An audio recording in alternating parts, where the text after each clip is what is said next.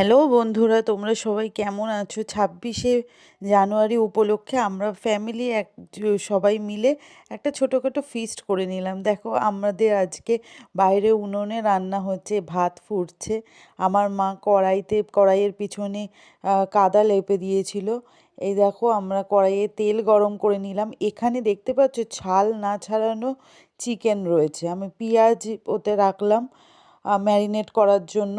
অপর দিকে আমি আলু ভাজার জন্য আলু নুন আর হলুদ দিয়ে ভালো করে মেখে আমি আলুগুলোকে ভেজে নিচ্ছি ভালো করে, লাল লাল করে।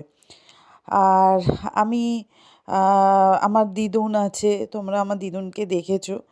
আর দেখো, আমার এখানে আলুগুলো ভাজা একদিকে হচ্ছে, আর অন্যদিকে আমি মাংসটার মধ্যে পেঁয়াজ, হলুদ, কাশ্মীরি গুঁড়ো লঙ্কা, পরিমাণ মতো নুন সব কিছু দিয়ে ভালো করে আমি মেখে নিচ্ছি।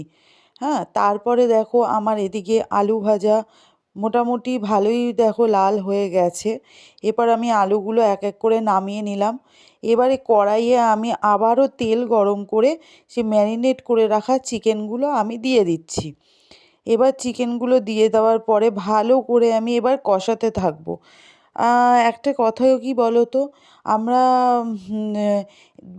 মানে আমাদের দিদা ঠাকুমা এদের থেকেই জানতে পেরেছি যে চিকেন বা মাটন যাই রান্না করুক না কেন, সেটা তো যতক্ষণ চটচট করে আওয়াজ না হবে কড়াইতে ততক্ষণ কষাতে হবে, না হলে ওর যে নিজস্ব টেস্ট সেটা কখনোই বেরিয়ে আসে না। আর তার উপরে যদি হয় কাঠের রান্না, কাঠের জাল, তাহলে তো আর কথাই নেই। দেখো, এখানে খুব সুন্দর করে আমি কষিয়ে নিলাম মাংসগুলোকে।